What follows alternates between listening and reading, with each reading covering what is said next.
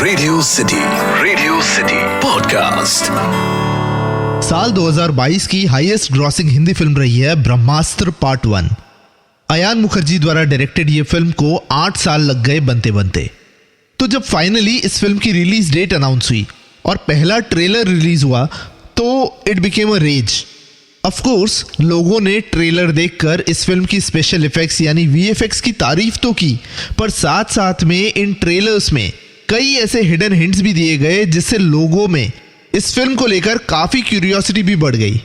ब्रह्मास्त्र part 1 की कई theories बनने लगी, कई प्रेडिक्शंस होने लगे। किसी ने कहा वो शर्टलेस कैरेक्टर शाहरुख खान है, किसी ने कहा रणवीर सिंह है। एक पोस्टर को देखकर तो दीपिका पादुकोण की होने की भी थियरी आई, which eventually Ayan Mukherji agreed।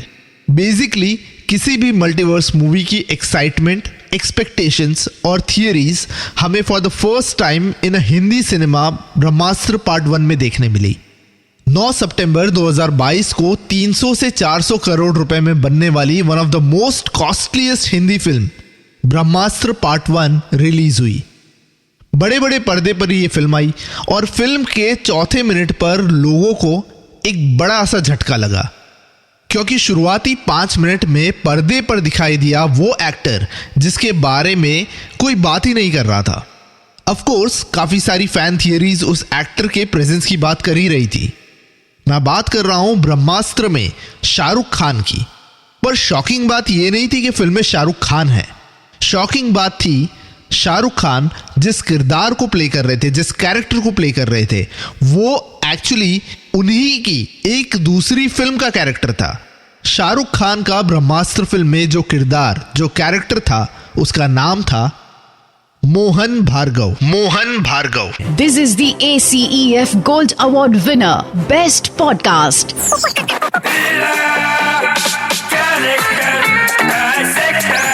Character Dissector with Atiq. आप सुन रहे हो रेडियो सिटी पॉडकास्ट और मैं हूं कैरेक्टर डायसेक्टर अतीक। ब्रह्मास्त्र के रिलीज के 18 साल पहले आई थी आशुतोष गोवारिकर की फिल्म स्वदेश उस टाइम पर फ्लॉप हुई थी, पर आज ये फिल्म और इस फिल्म के characters have a cult following. कहानी है कि कैसे एक नासा का साइंटिस्ट जो इंडियन ओरिजिन का है वापस इंडिया आता है और इंडिया के एक छोटे से गांव चरणपुर में बदलाव लाता है। वो कैसे हमारे देश की ताकत, देश की शक्तियों को समझता है और देश में एक बदलाव लाता है। स्वदेश फिल्म के एंड में नासा का मोहन भार्गव वापस इंडिया, वापस चरणपुर आ जाता है और फिल्म खत्म हो जाती है।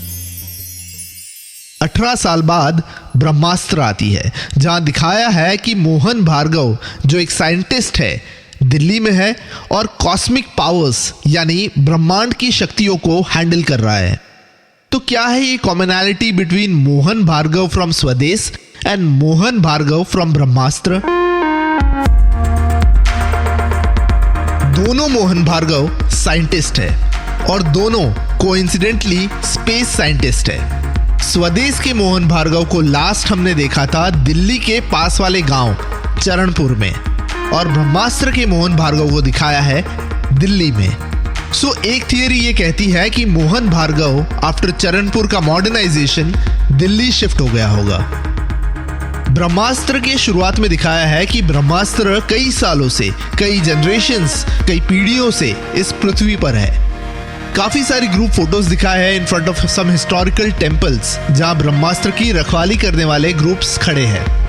अगर आप ध्यान से देखें तो एक फोटो ऐसा भी है जहां ब्रह्मास्त्र की रखवाली करने वाले लोगों का जो ग्रुप है वो एक ऐसे मंदिर के सामने खड़ा है, जो मंदिर स्वदेश के चरणपुर गांव का मंदिर है।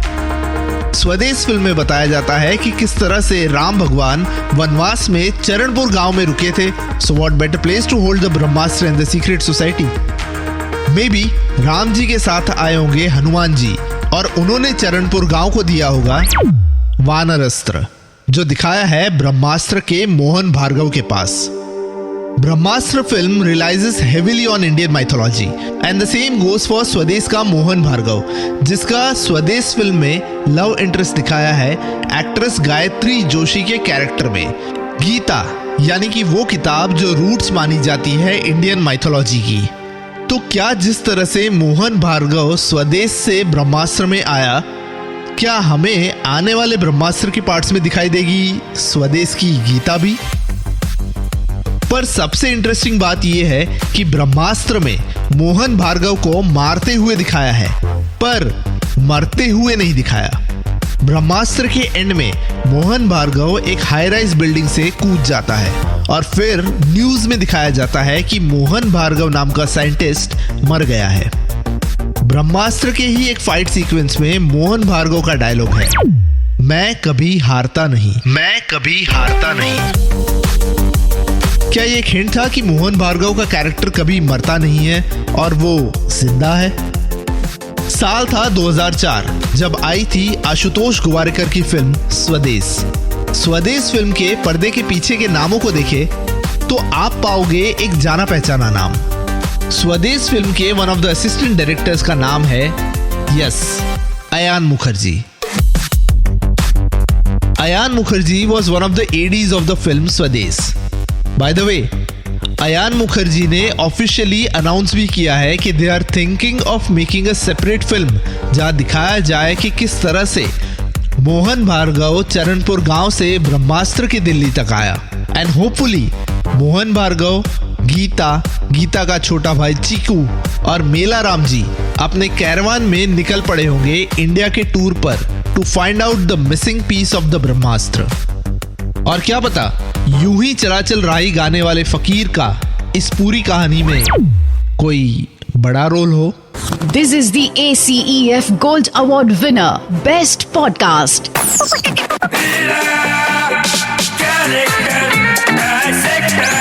Character Dissector with Atik. इस पॉडकास्ट का फीडबैक देने के लिए मेल करें podcast@myradiocity.com पर या फिर इंस्टाग्राम पे RJ_Atik पे DM करें। Radio city podcast.